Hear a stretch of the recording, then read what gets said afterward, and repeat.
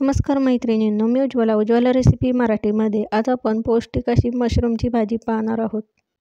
महिन्यातून एकदा किंवा आठवड्यातून एकदा मशरूमची भाजी खाल्लीच पाहिजे. मशरूमपासून खूप सारे विटॅमिन्स आणि रोगप्रतिकारशक्ती वाढवण्यासाठी पौष्टिक असे मशरूम आहेत. लगेचच आपण रेसिपीला सुरुवात करूया. त्याकरता इथे मी मशरूम घेतलेत. हे मशरूम आपल्याला स्वच्छ धुवून घ्यायचे. बराच वेळेस मशरूम काळपट असतात. इथे तुम्ही बघू शकता याला खूप सारा काळपटपणा आहे. त्याकरता हे आपण स्वच्छ धुवून घेणार आहोत. तर इथे मी वाटीत 2 ते 3 चमचे गव्हाची कणिक घेतली. आता आपण स्वच्छ धुवून पुसून घेणार आहोत. तर अशा पद्धतीने गव्हाच्या पिठाने आपल्याला इथे मशरूम स्वच्छ पुसून घ्यायचे. गव्हाच्या पिठाच्या ऐवजी तुम्ही इथे कोणतेही पीठ वापरू शकता. तर अशा पद्धतीने आपण गव्हाच्या पिठाने हे स्वच्छ केले तर त्याचा तो काळपटपणा आहे तो पूर्णपणे निघून जातो, किंवा माती असेल ती देखील इथे पूर्णपणे निघून जाते. तर इथे सर्व मशरूमला आपले पीठ लावून झाले. आता आपण पाण्याने अशा पद्धतीने मशरूम स्वच्छ करून घेऊयात. तर इथे आपल्याला 2 ते 3 पाण्याने मशरूम स्वच्छ करायचे, म्हणजे जो काळपटपणा किंवा माती आहे ती पूर्णपणे निघून जाते.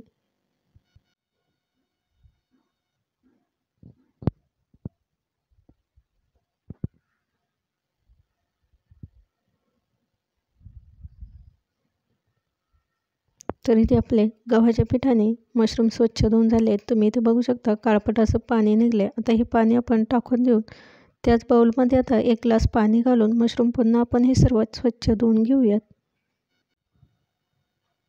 आता यातले पाणी काढून घ्यायचे. तर अशा पद्धतीने इथे मी 2 ते 3 पाण्याने मशरूम स्वच्छ धुवून घेतले. आता यामध्ये आपण काही मसाले ॲड करणार आहोत.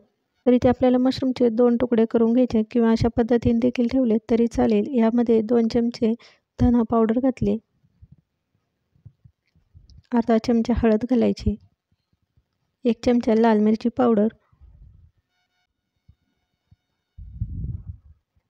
2 चमचे किचन किंग मसाला. इथे तुम्ही गरम मसाला किंवा सब्जी मसाला देखील वापरू शकता.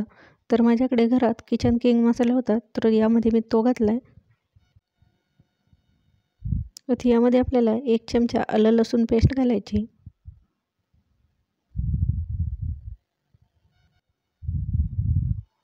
तर यामध्ये आपल्याला चवीनुसार मीठ घालायचं आहे. मीठ घातलं की 2 चमचे दही घालायचे. तर आता आपण खूप असं आंबट दही वापरायचं नाही, ताजं दही वापरायचं. 2 चमचे बारीक चिरलेली कोथिंबीर घातली. आता हे सर्व आपण मॅग्नेट करणार आहोत. त्याकरता अशा पद्धतीने मशरूमला आपण हे लावून घेऊयात.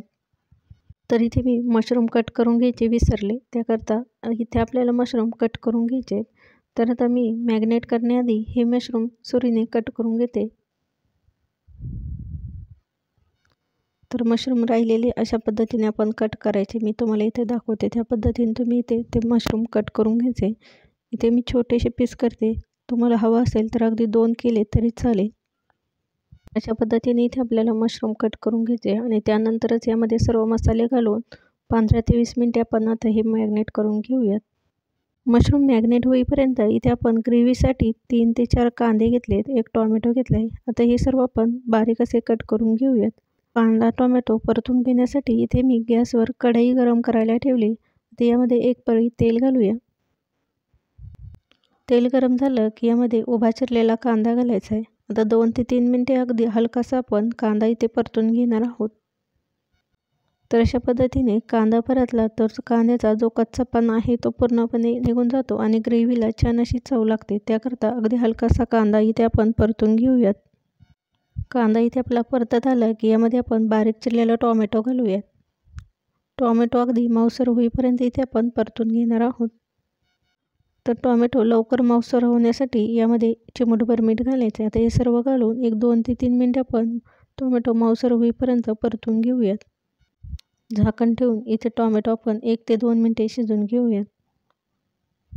टोमॅटो इथं छान मऊसर झाला की गॅस बंद करायचा. एका डिशमध्ये आपण हे सर्व काढून घेऊयात. तर इथे आपल्याला टोमॅटो आणि कांद्याची पेस्ट करायची आहे. त्याकरता हे सर्व मिश्रण थंड करून बारीक अशी पेस्ट मिक्सरला फिरून घ्यायची. टोमॅटोची पेस्ट तयार झाली की गॅसवर इथे मी 1 मोठे भांडे गरम करायला ठेवले. आता यामध्ये 2 ते 3 पळ्या तेल घालूयात. तेल गरम झालं की यामध्ये 1 चमचा जिरे घालूयात. जिरे छान तडतडल्यानंतर यामध्ये काही खडे मसाले घालायचे. तमालपत्र, मसाला इलायची, हिरवी विलायची, लवंग, मिरे, दालचिनी आणि 1 चक्रफूल. उभे चिरलेल्या 2 हिरव्या मिरच्या घालूयात. आता हे सर्व 1 मिनिट आपण तेलामध्ये परतून घेऊयात. तर इथे मी कांदा आणि टोमॅटो परतून घेतले. त्याची बारीक अशी मिक्सरला पेस्ट तयार करून घेतली. तयार केलेली पेस्ट आता यामध्ये घालूयात.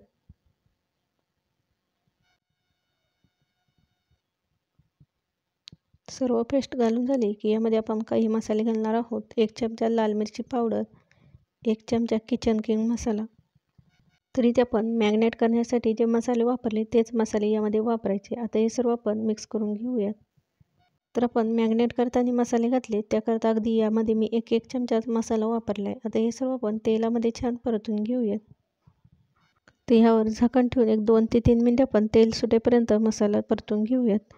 2 ते 3 मिनिटे झाले. तेल छान मसाल्याला सुटलं की यामध्ये मॅरिनेट केलेले मशरूम आहेत ते घालून घेऊयात. आता हे सर्व आपण चमच्याने छान मिक्स करून घेऊयात.